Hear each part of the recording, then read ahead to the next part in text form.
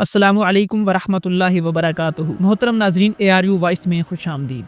यकीनन ओरहान और होलोफिरा के सीरीज़ छोड़ने से आप दुखी हुए होंगे, लेकिन मैं इस वीडियो में नए शामिल होने वाले ओरहान गाजी के हवाले से एक अहम खबर आपके सामने लेकर आया हूँ। इसके अलावा सोशल मीडिया पर जो खबरें गर्दिश कर रही हैं कि तुर्गत बे सिर्फ चंद ही किस्तों में नजर आएंगे, उसके बाद सीरीज़ छोड़ देंगी, इस खबर पर भी आपको हकीकत से आगाह करूँगा। मुख्तलिफ तुर्क सहाफ़ियों और न्यूज़ वेबसाइट्स पर मैं मुसलसल तलाश करने के बाद कुछ अहम अपडेट्स आपके सामने रखने वाला हूँ, इसलिए आपसे गुजारिश है कि वीडियो को एंड तक लाजमी देखें। नए ओरहान के लिए किस अदाकार ने ज्वाइन किया है या ज्वाइन करने वाला है, इससे पहले ज़रा तुर्गत बे के हवाले से भी बात कर लेते हैं। एक तरफ तो तुर्गत बे पर सोशल मीडिया पर ट्रेंड चल रहा है, वहीं दूसरी तरफ कुछ खबरें ये आ रही हैं कि तुर्गत बे सिर्फ चंद ही किस्तों में आए हैं।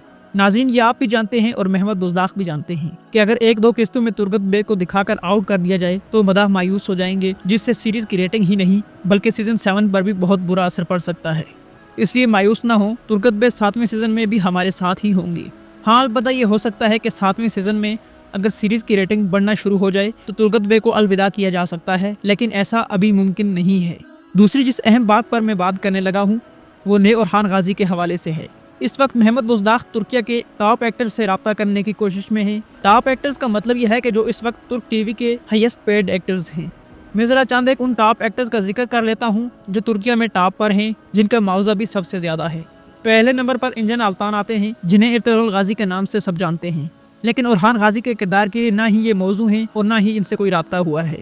दूसरे नंबर पर केमन ततलियोग हैं, जिनको तुर्किया का ब्रैड पिट भी कहा जाता है। ये भी एक आलमी शोहरत याफ्ता एक्टर हैं, लेकिन ये फिलहाल मसरूफ हैं, इसलिए ये भी महमद बुज़दाख को दस्तयाब नहीं हैं।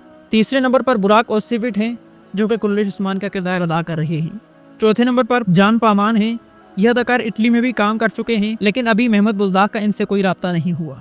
पांचवें नंबर पर चाताई ओलोसोई हैं। यह भी इंटरनेशनल शोहरत रखते हैं और नेटफ्लिक्स पर इनकी एक मशहूर सीरीज़ द प्रोटेक्टेड के नाम से भी मशहूर है। फिलहाल महमद बुज़दाख और इनके दरमियान भी कोई रब्ता नहीं हुआ। नाज़रीन, मैंने यहाँ हर किरदार के बारे में मुख्तसरन बात की जो इस वक्त तुर्किया में टॉप पोजीशन पर हैं। इसके अलावा भी बहुत से कमाल के एक्टर्स हैं जिन्होंने बहुत सारी सीरीज़ में धूम मचा रखी है, लेकिन वो इतना ज़्यादा मुआवजा वसूल नहीं करते। इसके साथ मैंने हर किरदार के साथ ये भी कहा कि महमद बुज़दाख का उनसे कोई रब्ता नहीं हुआ। अब बात कर लेते हैं कि किसका महमद बुज़दाख से रब्ता हुआ है। ये अदाकार हैं बराक तोज़कोपोरान, जिन्होंने दास्तान सीरीज़ में तैमूर का किरदार अदा किया था। अगर आपने दास्तान सीरीज़ देखी है तो आप अंदाज़ा कर सकते हैं कि ये अदाकार ओरहान बे के लिए मौजू हैं या नहीं।